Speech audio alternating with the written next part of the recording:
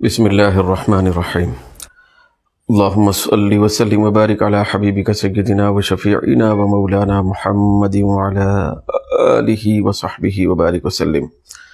معزز دوستو، مکرم علمی ساتھیو، معزز سامعین و ناظرین، السلام علیکم ورحمۃ اللہ وبرکاتہ۔ دوستو، ہم لوگ قواعد عربیہ کے تحت میں اسم کی علامتیں پڑھ رہے ہیں۔ تو اسمی کی علامتوں میں سے تقریباً 5 علامتیں ہم لوگ اس سے پہلے پڑھ چکے ہیں۔ اب ہم 6ویں علامت کی طرف جا رہے ہیں۔ دوستو، اسم کی علامتوں میں سے ایک علامت جو 6ویں ہے وہ ہے مسند الیہ ہونا۔ کوئی لفظ مسند الیہ بننا یا مسند الیہ کی پوزیشن میں رہنا یا مسند الیہ کہلانا، یہ خود اسم ہونے کی علامت ہو جاتا ہے، یہ خود اسم کی نشانی ہے۔ کیوں؟ اس لیے کہ جو مسند الیہ ہے وہ کبھی فعل نہیں ہو سکتا۔ فعل مسند الیہ نہیں بنتا، فعل مسند بنتا ہے، مسند الیہ نہیں بنتا۔ حرف بھی مسند الیہ نہیں بن سکتا۔ تو مسند الیہ ہونا یہ اسم کی علامت ہے، یہ بھی ایک انتہائی معتبر ترین علامت ہے۔ دوستو، اس کے بازو میں لکھی ہوئی مثال آپ ملاحظہ کر رہے ہیں کہ یہاں لکھا گیا ہے القلم جدید، قلم نیا ہے، قلم نیا ہے۔ تو اس کے اندر ہم کو تلاش کرنا ہے کہ یہ 2 الفاظ جو لکھے گئے ہیں ان میں سے مسند الیہ کون ہے؟ کیا جدید کا لفظ مسند الیہ ہے یا القلم کا لفظ مسند الیہ ہے؟ تو دوستو، مسند الیہ بننا یا ہونا یہ اسم کی علامت ہے، لیکن اب وہی سوال پیدا ہو رہا ہے کہ ہم کیسے سمجھیں کہ فلاں لفظ مسند الیہ ہے؟ جیسے کہ مثال کے طور پہ یہاں پہ 2 الفاظ جمع ہو گئے، القلم جدید، یہ مثال میں 2 الفاظ ہیں۔ تو ان 2 لفظوں میں ہم کیسے پرکھیں اور کیسے جانیں کہ یہ مسند الیہ ہے؟ جب ہم مسند الیہ کو سمجھیں گے، کسی لفظ کے بارے میں یہ جان لیں گے کہ یہ مسند الیہ ہے، تو تب ہم کہیں گے کہ یہ اسم ہے۔ تو مسند الیہ کو جاننا، جانچنا، پرکھنا یہ ضروری ہوتا ہے، تب کہیں جا کے ہم کو علم ہوتا ہے کہ وہ چونکہ مسند الیہ ہے لہذا وہ اسم کہلا رہا ہے۔ تو مسند الیہ کیسے سمجھیں گے کہ یہ لفظ مسند الیہ ہے؟ تو دوستو، جیسے مضاف کے بارے میں آپ کے سامنے بات رکھی گئی تھی کہ مضاف جو ہوتا ہے وہ بھی اسم کی علامت بنتا ہے، مگر وہاں پہ بھی یہی سوال پیدا ہوا تھا کہ مضاف ہے یہ کیسے پتہ چلے، ہم کیسے سمجھیں کہ وہ مضاف ہے؟ پہلے تو مضاف ہے اس کو جاننا ضروری ہے۔ تو اس کے سلسلے میں کچھ مختصر سا خاکہ آپ کے سامنے پیش کیا گیا تھا تاکہ ہم کو یہ سمجھ میں آ جائے کہ یہ مضاف ہے، پھر یہ فلاں لفظ مضاف الیہ ہے، پھر مضاف اس لیے ہے، پھر یہ مضاف الیہ اس لیے ہے۔ یہ سمجھ میں آ گیا، پھر اس میں ہم نے سمجھ لیا، پہچان لیا کہ یہ مضاف ہے، اس لفظ کی پوزیشن مضاف کی ہے، تب کہیں جا کر ہم فیصلہ کرنے میں صحیح ٹھہرے کہ وہ اسم ہے۔ تو اسی طریقے کا ایک مختصر سا خاکہ آپ کے سامنے یہاں بورڈ پر پیش کیا جا رہا ہے۔ دیکھیں، یہ ہم کو مسند الیہ سمجھنے کے لیے سب سے پہلے اس کو سمجھنا ضروری ہوگا۔ یہ دیکھیے، اسناد کا لفظ ہے یہاں پہ جو لکھا گیا ہے، اسناد۔ یہ بہت بڑی اہم ترین چیز ہے اسناد،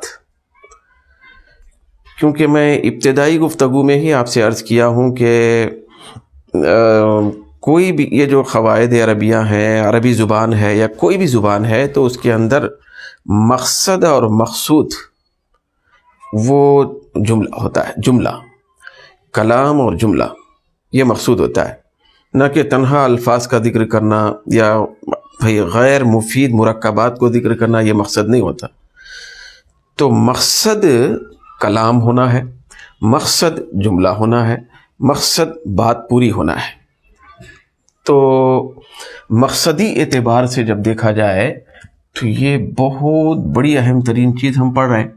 یہ جو لکھا گیا ہے لفظ اسناد، تو یہ گفتگو کا ایک مقصد ہوتا ہے، تو اس کی طرف ہم جا رہے ہیں۔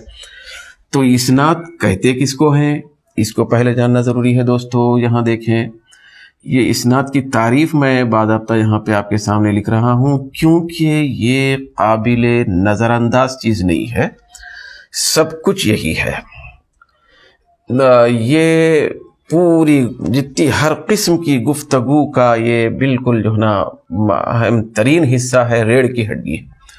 دیکھیے یہاں لکھ رہا ہوں میں، دیکھیے یہ ہے ایک کلمے کی نسبت، اس کے بعد آ رہا ہے دیکھیے دوسرے کلمے کی طرف، اس طرح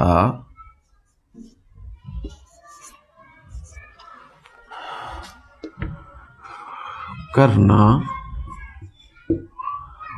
کہ اس سے پوری بات سننے والے کو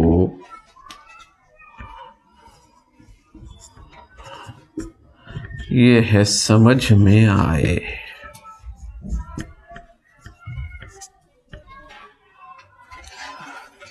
سمجھ میں آئے، پوری بات سننے والے کو سمجھ میں آئے۔ تو ایسے ایک لفظ کے تعلق کو دوسرے لفظ سے جو کیا جاتا ہے اس کو اسناد کہتے ہیں۔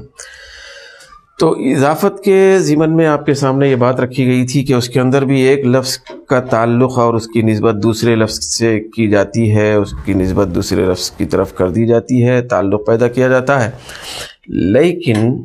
لیکن اس سے فائدہ پورا نہیں ہوتا ہے۔ سننے والے کو پوری بات سمجھ میں نہیں آتی، پوری بات کا فائدہ نہیں ہوتا ہے۔ لیکن اس سے ہٹ کر یہ جو اسناد ہے اضافت کے مقابلے میں، یہ وہ ہوتا ہے، وہ مرکب ہوتا ہے، وہ گفتگو ہوتی ہے جس کے اندر ایک کلمے کی نسبت دوسرے کلمے کی طرف ہوتی ہے، ہونے کے ساتھ ساتھ اس کا فائدہ بھی پورا ہوتا ہے۔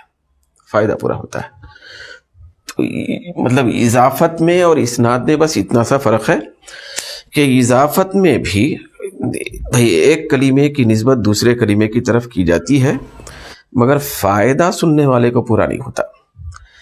مگر اسناد میں اس کے اندر بھی ایک کلمے کا تعلق اور اس کی نسبت دوسرے کلمے سے کیا جاتا ہے اور فائدہ پورا ہوتا ہے۔ جیسے دوستو یہاں پہ ہم دیکھ رہے ہیں القلم جدید، قلم نیا ہے، یہ بات پوری ہو گئی ہے۔ پھر ہماری اردو زبان کے اندر جو ہے نا اکثر ہماری اردو زبان میں بات کے پورے ہونے کی ایک علامت ہے، جب ہم بات مکمل کرتے ہیں تو اکثر ایسا ہوتا ہے، مکمل نہیں اکثر، ہے یا ہوں یہ لفظ لگا دیتے ہیں ہم۔ جیسے مثال کے طور پہ میں لڑکا ہوں آ گیا، یہ ہوں کا لفظ کسی حد تک یہ وضاحت کرتا ہے کہ بات مکمل ہو گئی۔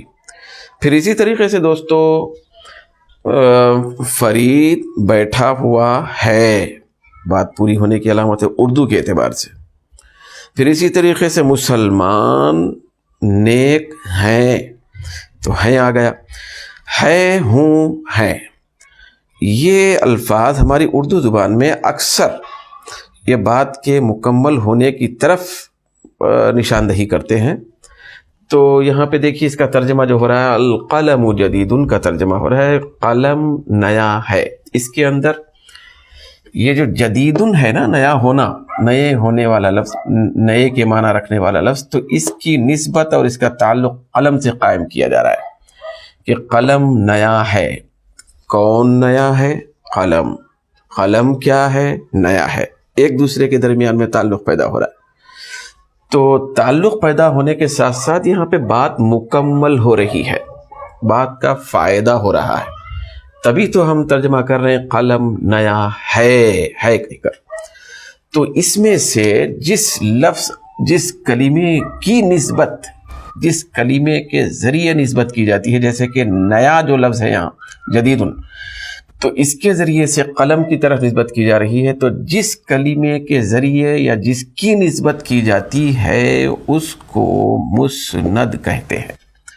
پھر جس کی طرف نسبت کی جاتی ہے، جیسے کہ قلم کی طرف نئے ہونے کی نسبت کی جا رہی دوستو، تو اس کو ہم مسند الیہ کہتے ہیں۔ یہ ہے مسند الیہ۔ تو اب جا کے ہم کو پتہ چلا کہ ان دو لفظوں میں مسند الیہ بننے والا لفظ یہ ہے، یعنی بات پوری ہونے والی گفتگو میں، مکمل فائدہ مند گفتگو میں جس لفظ کی طرف، جس کلمے کی طرف نسبت کی جاتی ہے اس کو مسند الیہ کہتے ہیں۔ یہ ہم کو معلوم ہوا۔ تو اس طرح مسند الیہ بننا یا مسند الیہ ہونا یہ بھی اسم کی علامت ہے۔ یہ کیا ہے؟ اسم کی علامت ہے دوستو۔ یہاں تو ال بھی ایک اسم کی علامت ہے۔ میں ایک الگ مثال آپ کے سامنے دینا چاہتا ہوں۔ یہ دیکھیے یہاں پہ ہے، یہ ہے ابراہیم، یہ ہے ابراہیم، یہ ہے کبیر، ابراہیم کبیر۔ تو یہ دیکھیے مکمل بات ہو رہی، ابراہیم بڑا ہے، یہ ہے ابراہیم بڑا ہے۔ تو اس کے اندر بڑے ہونے کی نسبت ابراہیم کی طرف کی جا رہی۔ تو یہ ابراہیم کے لفظ کے اندر کوئی اور علامت، جیسے کہ یہاں پہ ال تھی، وہ بھی پائی جا رہی تھی، تو اس سے ہٹ کے کوئی اور دوسری علامت یہاں پہ نہیں ہے۔ تو ابراہیم کا جو لفظ ہے یہ اسم ہے۔ کیا علامت ہے اس کی؟ ہم کو کیسے معلوم ہو کہ یہ اسم ہے؟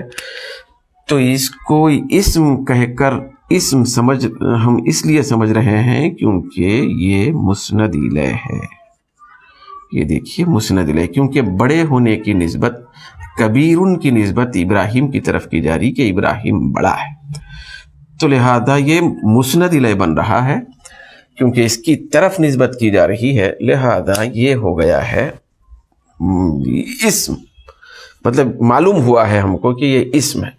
جب اسم معلوم ہو گیا تو اب ہم وہ علامت ہے، چونکہ اسم بننا، اسم مسند الیہ ہونا اسم کی علامت ہے، پھر مسند الیہ ہونا ثابت ہو گیا، تو یہ اسم بول کے ثابت ہو گیا، اسم بول کے ثابت۔ تو اس کے بعد اب یہ مبتدا بنتا ہے، وہ تو بات کی بات، ہم لوگ اسم کی علامتیں ہم پڑھ رہے ہیں۔ پھر اس کے بعد دوستو ایک علامت ہے، علامت نمبر 7 یہاں پہ لکھی گئی ہے، یہ دیکھیے، یہ ہے منصوب ہونا۔ میم نون سین واو بے، یہ منصوب ہے سین سے۔ پھر ایک ہے منصوب سواس سے، وہ ہے وہ زبر والا ہونا۔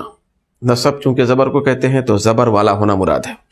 تو یہ سین والا ہے، تو یہ منصوب ہونا یعنی کسی چیز کی طرف نسبت کیا ہوا ہونا۔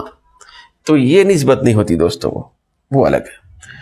تو اس کی ایک اصطلاحی جو تعریف ہے یا اصطلاحی اس کا مطلب ہے وہ یہ ہے کہ کسی لفظ کے آخر میں، بالکل آخر میں تشدید والی یا، تشدید والی یا جب پائی جائے تو اس کو منصوب کہتے ہیں۔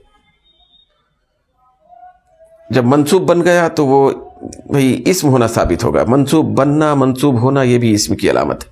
جیسے دوستو یہاں پہ مثال لکھی گئی ہے، یہ دیکھیے عربیٌ، یہ عربیٌ، یہ عرب ہے نا، اصل عرب، یہ عرب، تو ایک لفظ ہے یہ، اب کچھ بھی ہو سکتا تھا یہ، تو یہ لفظ ہے، تو اس کے آخر میں یہاں پہ دیکھیے یا تشدید والی داخل کر دی جا رہی ہے، بولا جا رہا ہے عربیٌ، تو عرب کا مطلب عرب، لیکن یہاں پہ کیا ہوتا ہے، یہ ہے یہ عرب والا، والا کا ترجمہ ہوتا ہے اس کا۔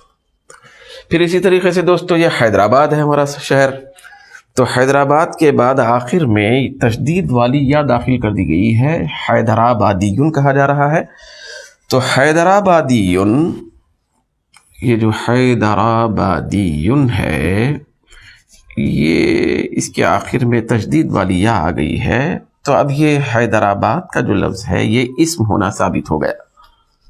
کیوں ثابت ہو گیا؟ کیونکہ یہ تشدید والی یا اس طرح کی والا کے معنی والی، والا والی، تو یہ یا فعل پہ داخل نہیں ہوتی.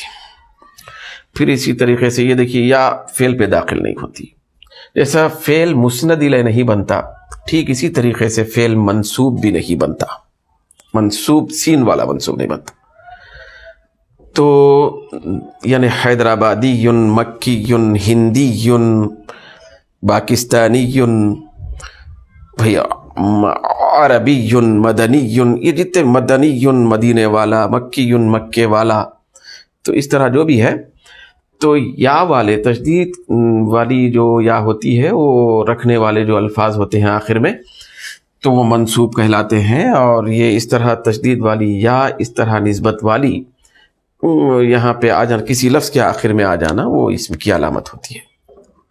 اسم کی علامت. دوستو اس طرح ہم لوگ آج کی کلاس میں 2 علامتیں پڑھ چکے ہیں. علامت نمبر 6، علامت نمبر 7. تو مزید علامتوں کا سلسلہ انشاءاللہ تعالی جاری رہے گا. اللہ تبارک و تعالی ہم سب کو علمی صلاحیتوں سے مالا مال فرمائے.